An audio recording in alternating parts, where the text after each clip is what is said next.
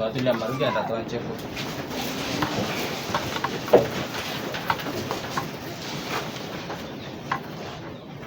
Baba, tunakuja mbele zako tukisema ni asante kwa vile wewe ni Mungu mkuu. Asante kwa vile utaweza kutuongoza na utazidi kuwa nasi. Wakati huu tunaanza lesoni ya sasa, zidi kuwa nasi. Tunasoma kuhusu hekalu, Roho yako Mtakatifu aweze kutuongoza. Asante maana mimi ambaye naongoza, utaweza kunipa Baba kala moto katika kinywa changu, ili niweze kuongea yale maneno ambayo yanatoka kwako, bali si maneno yangu. Na nikupitia jina la mwana wako Yesu Kristo tunaomba na kuamini. Basi leo tutaweza kusoma lesoni ya sanctuary kwa department ya administration of the earthly sanctuary. Na vile tutaangalia the administration of the earthly sanctuary ama kazi ambayo ilikuwa inafanyika katika hekalu la hapa duniani, tutaweza kuangalia pia hekalu ambalo liko juu mbinguni. Lakini ile tutaangalia kwa undani ni hekalu ambalo lilikuwa hapa chini, ambalo lilikuwa linaendeshwa na priest ambao walikuwa wa duniani. Sasa nataka tuelewe kuwa leo tunaangalia kazi ambayo ilifanyika katika hekalu. Sasa utaandika topic administration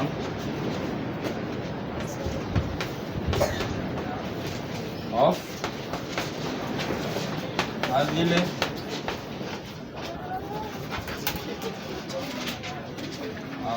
sanctuary.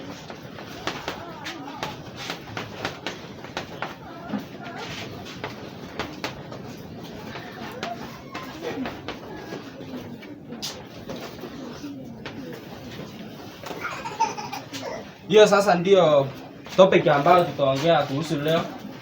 Wale ambao hawajui Kiswahili wataulizia ambao wako karibu, maana tunachukua video ambazo tutaweza kutuma mitandaoni. So tutaweza kutumia lugha ambayo inaeleweka na kila mtu, ambayo ni lugha ya Kiswahili. Tumepata kuomba sasa, tutaweza kuanzia na administration of the earthly sanctuary ama huduma ambazo ziliweza kufanyika katika hekalu la duniani. Na pia unaweza andika and the cleansing of the sanctuary. Naweza andika pia and the cleansing of the sanctuary. So tutaweza kuangalia hekalu vile ambavyo huduma ilikuwa inaendelea na pia vile iliweza kutakaswa. Wale ambao wajui hekalu inakaa namna gani, hekalu inakaa hivi.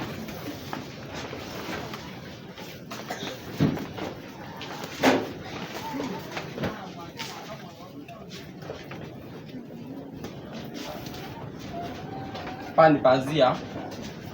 Hii ni outer court. Hii ni holy place. Hii ni most holy place. Hizi zinaitwa apartment. Holy place na most holy place zinaitangwa apartment.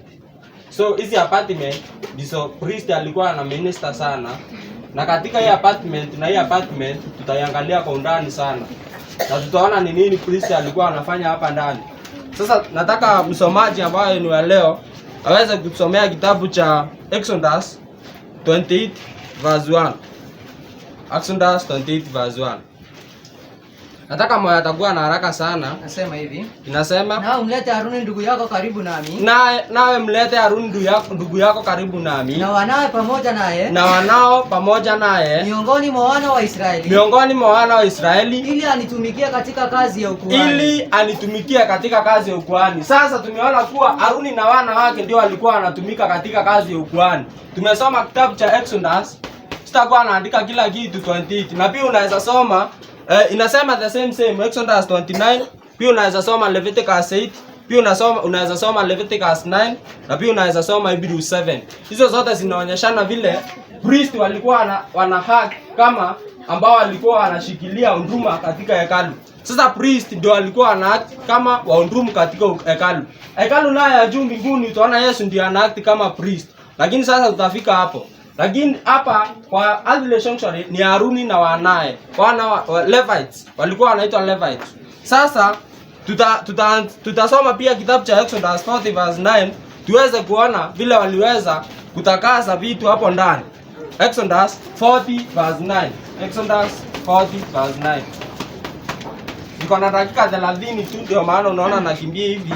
Kisha utayatoa mafuta ya kutiwa. Kisha utayatoa mafuta ya kutiwa na kuitia mafuta hiyo maskani. Na kuitia mafuta hiyo maskani na kila kitu kilicho ndani yake. Na kila kitu ambacho kiliko ndani yake. Sasa hapa tunaona kulikuwa na altar of burnt offering, kulikuwa na lava, kulikuwa na table of shewbread, kila kitu kilikuwa kinatiwa mafuta ndani yake. Kilikuwa kinakuwa anointed. Alafu endelea.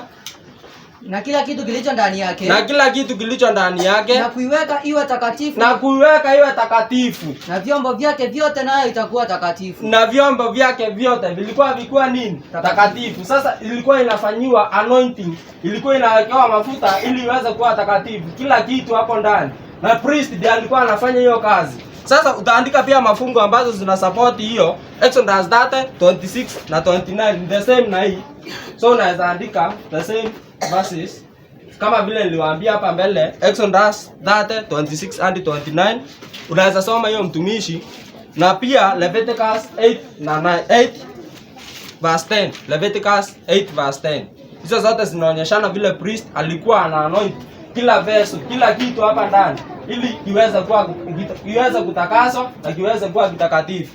Nimesema usome Exodus 38 verse 26 to 29. Exodus 30:26 to 29.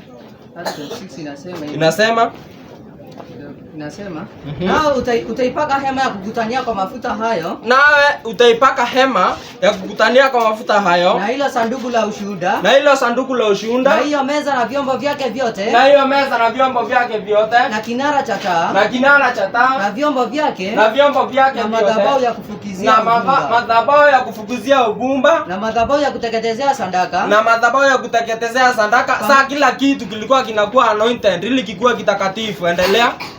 Pamoja na vyombo vyake vyote na birika na tako lake. Pamoja na vyombo vyake vyote na vibirika na hata tako lake. So kila kitu kilikuwa kinakuwa anointed. Nimewaambia hapa kulikuwa na altar of burnt offering, kulikuwa na altar of burnt offering hapa, kulikuwa na lava, kulikuwa na table of shewbread hapa, kulikuwa na candlestick hapa. Hapa kulikuwa na incense.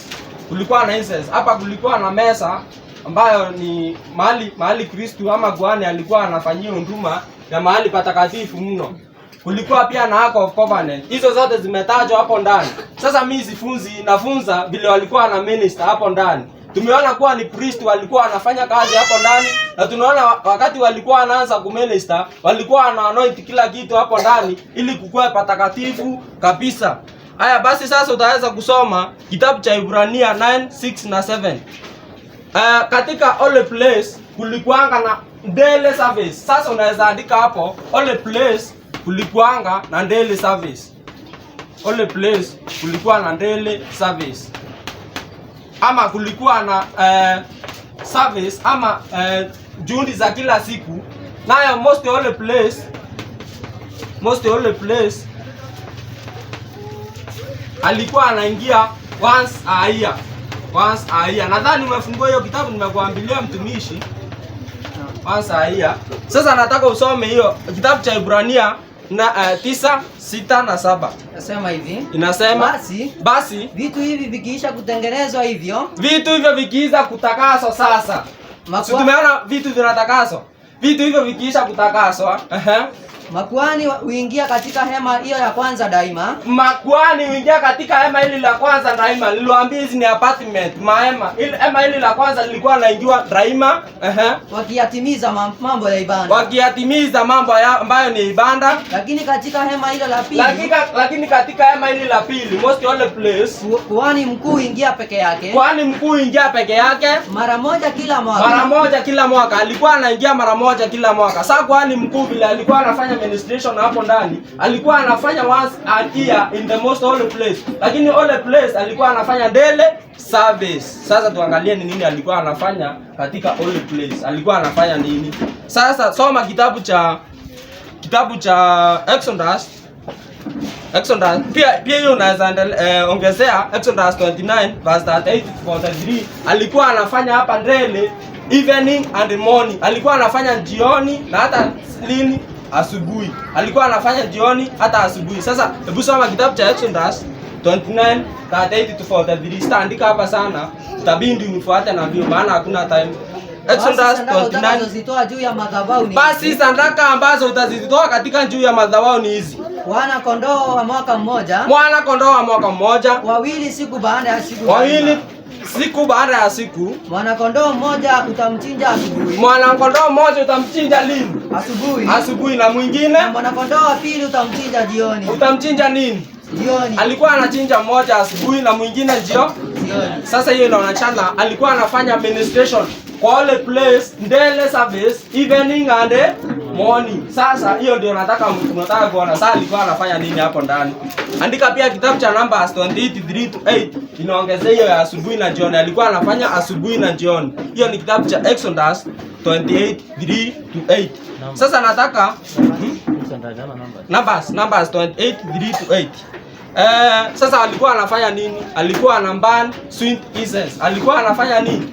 Anachoma. Hiyo manukato ilikuwa ni maombi. Yaani saa hii anaonyesha ni maombi ambayo ni takatifu. Soma kitabu cha Exodus 30 verse 7 and 8. Exodus 30 7 na 8. Nasema hivi. Inasema na Haruni atafukiza uvumba wa manukato. Alikuwa anafukiza uvumba wa manukato. Sasa hiyo ni ministration yake. Alikuwa anafukiza nini? Uvumba wa manukato. Hiyo ndio kazi Yesu anafanya. Ukisoma katika kitabu cha Revelation 8, unaona kwanza anaanza na Revelation 8 and 7. Revelation 8 and 7 ama and 6 bele trumpet ziweze kuanza. Unaona Yesu anafukiza uvumba. Yesu ndiye kuhani mkuu. Yesu anafukiza uvumba hapo ndani. Maana hayo ni maombi ambayo ni watakatifu. Pia priest ambao walikuwa ni priest wa kina Haruni walikuwa wanafanya hayo mambo. Walikuwa wanafukiza uvumba hapo ndani na kuweza pia kutia mafuta. Endelea mtumishi. Endelea kusema hivi. Inasema kila siku asubuhi atakapozitengeneza zile taa. Kila siku asubuhi ambapo ataweza kutengeneza hizi taa sasa. Ataufukiza nini? Na Haruni uvumba. Sawa, endelea. Na Haruni atakapoziwasha zile taa wakati wa jioni. Atakapoziwasha zile taa wakati wa jioni. Ataufukiza. Huo uvumba wa daima mbele za Bwana katika vizazi vyenu. Huo uvumba wa daima mbele za Bwana katika vizazi zenu zote. Sasa hiyo ni kazi moja ambayo Kristo pia anafanya. Ni kazi moja ambayo Kristo alikuwa anafanya mahali patakatifu. Hatujafika mahali patakatifu mno. Tutaona pia mahali patakatifu mno ndipo Kristo hapo saa hii. Tutaona ni nini alikuwa anafanya. Na pia hapa mahali patakatifu Yesu alikuwa hapo. Na alikuwa anafanya hivyo priest ambavyo wanafanya. Nimewambia msome Revelation 8 and 6. Uone vile Kristo anafanya. Bele wanza message ya trumpet, Kristo pia alikuwa anafanya nini? Anaangalia maombi ambayo ni watakatifu. Sasa nataka pia uongezee fungu ingine katika kitabu cha Exodus 30:34 to 36. Ongezea hiyo fungu, pia ongezea fungu Exodus 31 verse 11. Nimewaambia Exodus 30:34 to 36 na pia nimewaambia Exodus 31 verse 11. Tuende pia kwa ministration nyingine. Tumeona hiyo ilikuwa ministration ya kwanza. Ministration nyingine sasa utaipata katika kitabu cha Numbers 28:11. Hebu soma hiyo. Hesabu 20. Sasa hapo ndio nataka muangalie vizuri.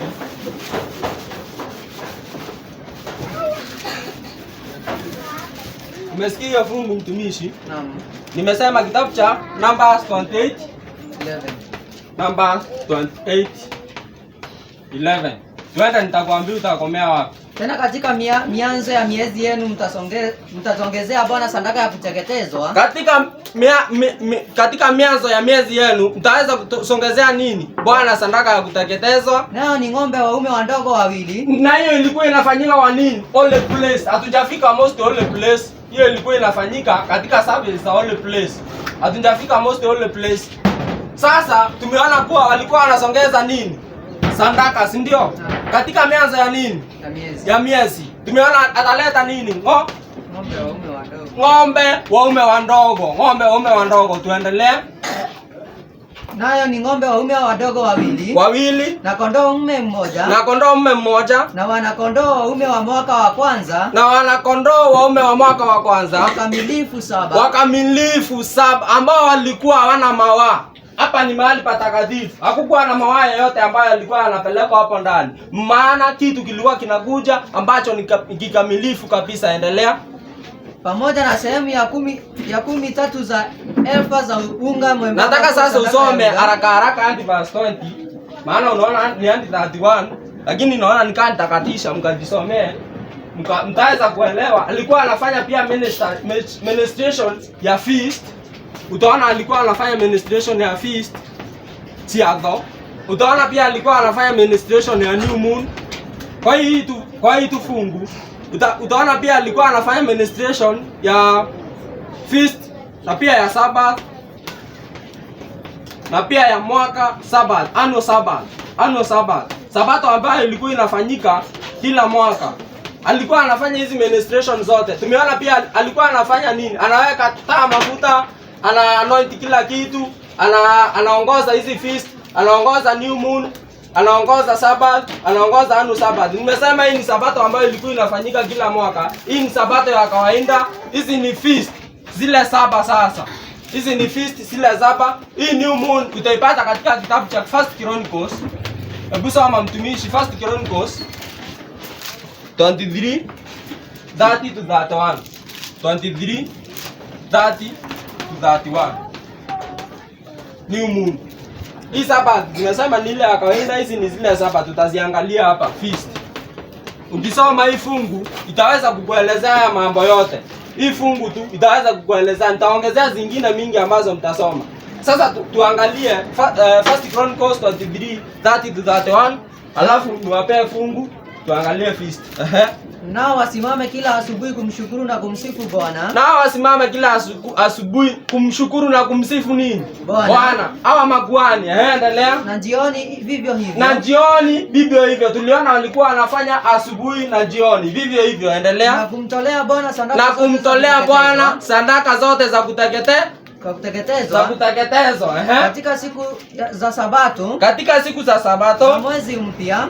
Na mwezi mpya.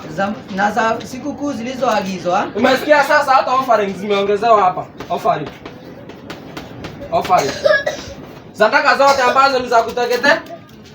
Na mwezi nini? Na mwezi mpya. New moon. Si ndio? Soma First Chronicles 23:30 to 31. Hii inaonyeshana vile kuhani alikuwa anafanya ministration ya new moon. Najua itaeleweka saa hii, maana ni study unaweza funza kwa muda mrefu, lakini hizi zingine zote najua mnazielewa. Sasa hii new moon ilikuwa inafanywa under ministration of the earthly sanctuary kwa holy place. Sasa tumeona pia kuna offering, pia hii tutaiangalia. Sasa Sabbath mnaijua. Sitaka kuangalia hiyo sana. Annual Sabbath pia ni sabato ambayo ilikuwa inafanya once per year. Na pia kuna feast. Sasa if hizi feast kulikuwa na Passover, mtawapea mafungu saa hii. Kulikuwa na feast number 2 ambayo ilikuwa ni unleavened bread. Unleavened bread. Kulikuwa na ya 3 ambayo ilikuwa ni ya first fruit. Kulikuwa na ine ambayo ilikuwa ni ya Pentecost. Kulikuwa na ya 5 ambayo ilikuwa ni ya trumpet. Kulikuwa na ya 6 ambayo ilikuwa ni ya atonement.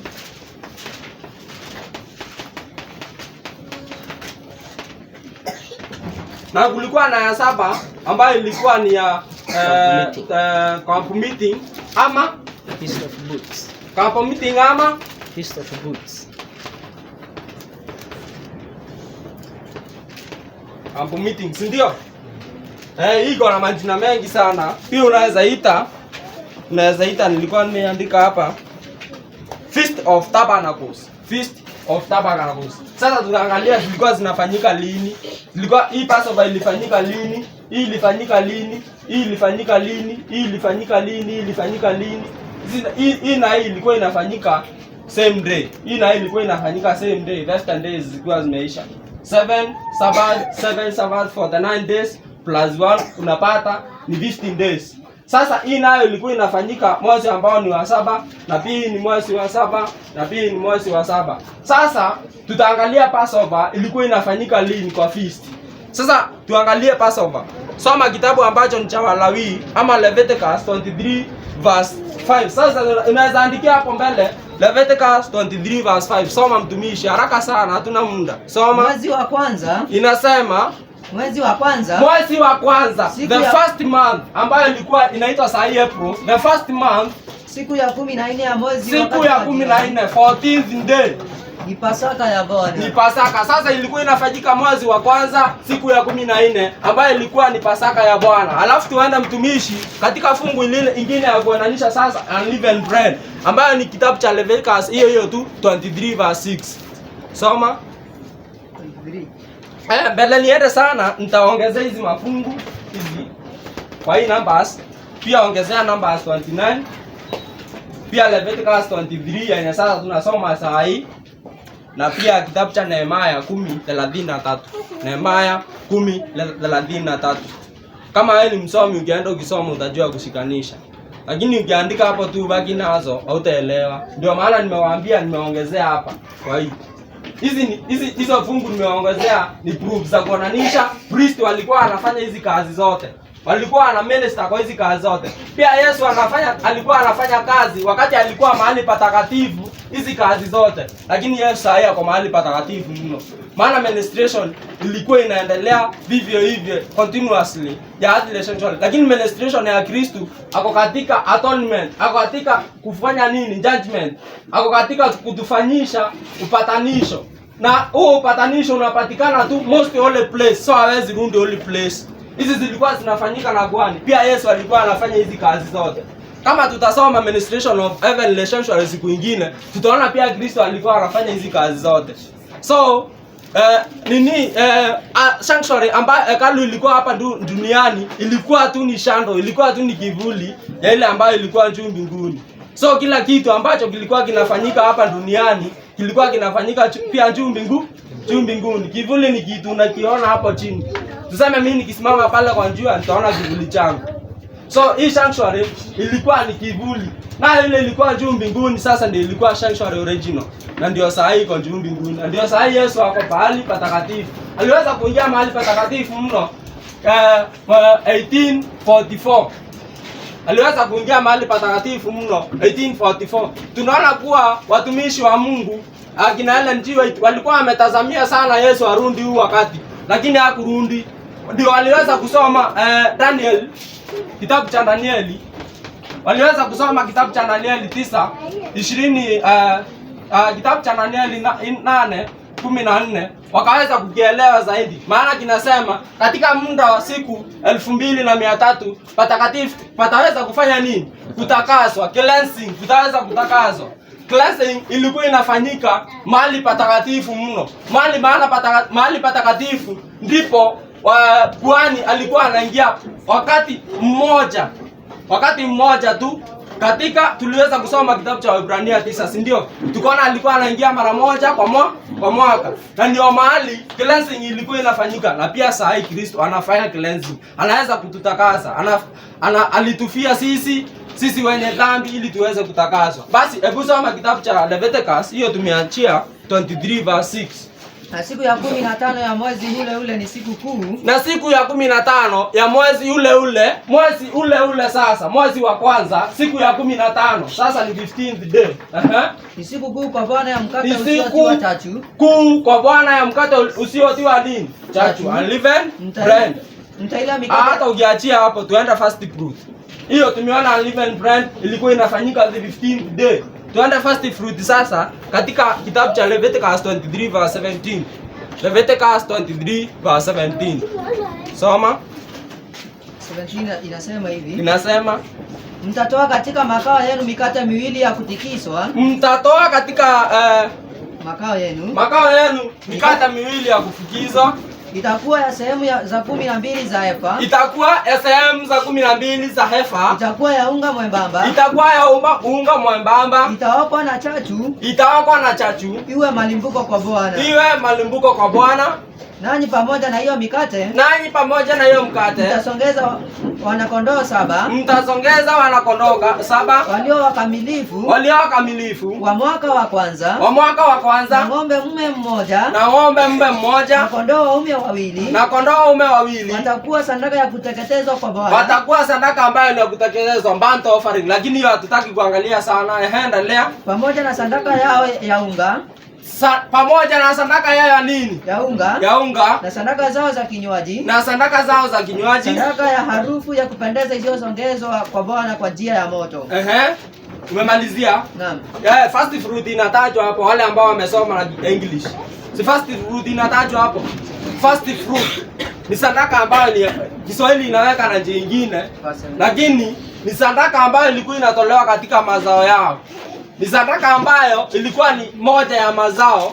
Sasa hebu soma verse 16 ndio tushikanishe na Trump na sasa Pentecost na first fruit. Soma verse 16. Hiyo 23 verse 16. Siku ya pili ya hiyo sabato ya 7. Hata siku ya pili hiyo sabato ya 7. Mtahesabu siku 50. Siku 50. Nanyi mtasongezea Bwana sadaka ya unga mpya. Nanyi mtasendekea Bwana sadaka ya unga mpya, first fruit. Na pia siku ya 50 ndio ilikuwa ina happen Pentecost. Ukisoma katika English, lugha ya English, utaona wanasema sabato 7, baada ya sabato 7 itakuwa 49, uongeze moja ikuwa 50. Lakini Kiswahili inaweka direct. Pia ukisoma Daniel 9 verse 24, Kiswahili inaweka direct. English inasema Drisco, Kiswahili inasema 5. Dakika 5.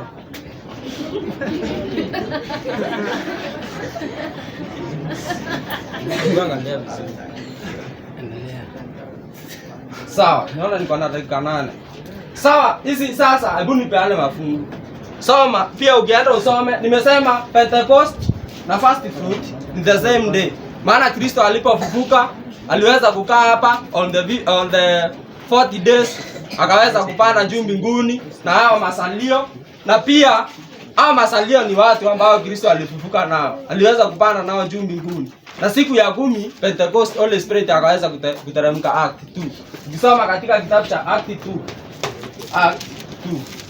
Pia tuweze sasa kuangalia trumpet utasoma Leviticus 23 verse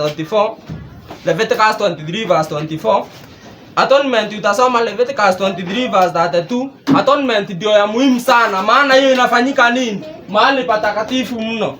Pia utasoma tabernacle, utasoma Leviticus 23 verse 29, ama camp meeting. Tabernacle ama camp meeting ama jina lingine iko na majina mengi. Sasa utasoma katika kitabu cha nini? Cha Leviticus 23 verse 39. Sasa tumeona pia kulikuwa na offering. Leviticus 1 to 7 ina present offering. Leviticus 1 ilikuwa ya burnt offering. Ukienda ukisoma Leviticus 1 utaona burnt offering, sadaka ambayo ilikuwa ni ya kuteketezwa. Leviticus 2 ilikuwa ni ya meal offering ama meat offering. Unaweza andika hiyo, tungesoma kama tulikuwa na muda. Leviticus 3 ilikuwa ni ya peace offering, sadaka ambayo ilikuwa ni amani, peace offering. Hiyo zote zilikuwa zinachukuliwa na makuhani. Sadaka ya 4 ilikuwa ni ya sin offering ama sin offering of ignorance, makosa ambayo alikuwa anafanywa ya ignorance. Ignorance tunajua ni nini? Ignorance kwa Kiswahili, ignorance, kwa na ignorance ndio bila kujua, bila kujua, kujali, ndio ignorance. Yaani ile ulikuwa unafanya bila kujali. Sasa hivi vijana tunafanya sin ya hatujali. Tunasema acha leo nilale na huyu kijana, nikienda kesho nitatubu. Sio, ilikuwa inaitwa ni bila kujali. Acha nifanyie huyu mchichana hivi ama huyu mvulana hivi, ama nifanyie mamangu hivi, kesho nitaenda kanisani nitubu.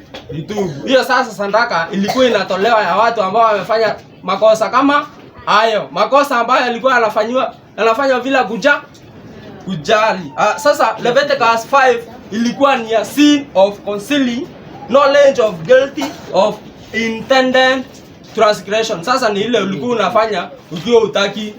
Sasa kama mimi naweza fanya sin nikiwa sitaki, kama gani? Naweza kuja kwa mama Karani. Mama Karani ako hapa? Ako hapa? Asa wanaweza kuja kwa mwana naweza kuja kwa mtumishi ngiri mama unaitwa? Naweza kuja kwa mama Karendwa ananipea chapati iko na sukari. Sasa hayo makosa nimefanya nikiwa sijui. Naweza kuja kwa mama Karembo ananipea chakula ambayo imewekwa vitu ambazo hatukulangi sisi reformers. Hiyo makosa nimefanya nikiwa sijui. Hiyo ni Leviticus 5. Leviticus 6 ilikuwa ni ya trespass offering. Yale makosa tunajua tunaweza fanya generally. Na Leviticus 7 ilikuwa ni ya trespass and peace. Sasa laws ilikuwa laws of trespass and peace. Laws of trespass and peace. Sasa hizi ndizo laws. Ulikuwa ufanye hivi na hivi na hivi. Sasa ukienda usome hiyo Leviticus 7 utajua kuna shinda kubwa sana ambayo inakumba watu ambao wanafanya makosa. Maana hizo laws najua hakuna mtu anaweza ziweza hapa. Ukuje na mwana kondoo anakaa hivi na hivi. Na pia wewe ukifanya dhambi ambayo ni ya kujitakia. Ukifanya dhambi ambayo si ya Romans 3:20. Hebu soma Romans 3:20. 2 minutes.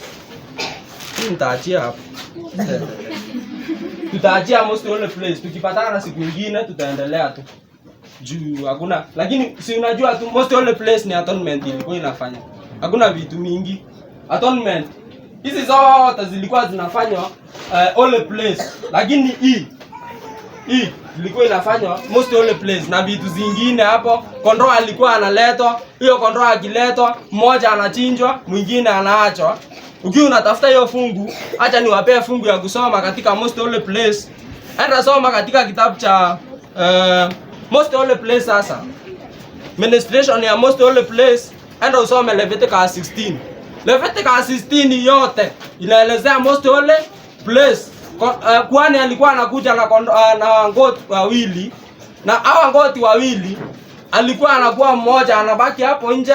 Alafu akiingia na hiyo ndamu hapo ndani, ilikuwa ni ndamu kwa ajili ya makosa yake. 16:5 sasa. Ilikuwa ni dhambi kwa ajili ya makosa yake, na pia ilikuwa ni ya kupeana hiyo ndamu ya kunyunyizia ndamu hapo patakatifu ili aweze kupatakasa. Sasa ndamu ilikuwa pia inatakasa nini? Hekalu. Na ilikuwa pia ni ya kutoa hizi sin zote, hizi offering zote tumeweza kuona.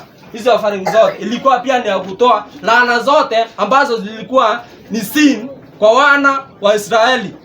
Sasa alipokuwa anaingia na hiyo ndamu ya ngoti moja ama ya beberu moja, alikuwa anatoka nayo tena anaiplace katika kichwa na pia tabernacle, kwa milango ya tabernacle. Ukisoma Leviticus 16 kwa milango ya tabernacle, alafu akiplace kwa milango ya tabernacle, ana place kwa hiyo mbuzi wa sasa tuseme ni mtuma, anakuja anawekea hizo sin hapo zote. Alafu vile alikuwa anawekea hizo sin, huyo mbuzi anachukuliwa na tall man alikuwa anaitwa fit man, alikuwa anaitwa fit man. Na huyo mtu alipokuwa anachukua huyo mbuzi, alikuwa anaenda anamtupa mbali sana. Hiyo ni Leviticus 16.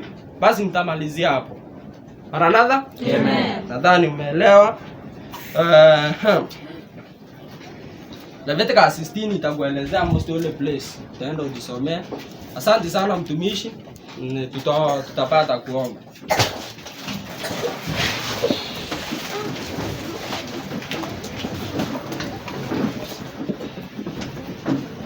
Baba, tumekuja mbele zako tukisema ni asanti kwa vile wewe ni Mungu mkuu.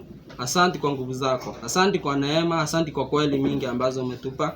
Zindi kutusindishia mengi na pia uzindi kutupa umoja sisi wana wako. Asanti maana utazindi kuwa nasi milele, kuwa na familia zetu, kuwa na mahitaji yetu, kuwa na wale ambao ni wagonjwa, na pia uweze kuwa na makanisa yote ambayo ni yako Baba duniani mzima. Asanti maana utazindi kutupa nguvu ambazo ni mingi sana za kuweza kukazana na kuweza kumshinda mwovu shetani. Baba, asanti kwa lezoni nzuri ya hekalu ambayo umeweza kutufunza. Umeweza kutufunza kuhusu huduma ambayo ilipatikana katika hekalu la hapa chini. Baba, utaweza kutufunza pia huduma ambayo inapatikana kwa hekalu ambalo liko juu mbinguni. Wakati muda utaweza kupatikana. Zindi kutushindishia mengi na kutuhekimisha katika yote, na kupitia jina la Mwana Yesu Kristo tunaomba na kuamini. Amen.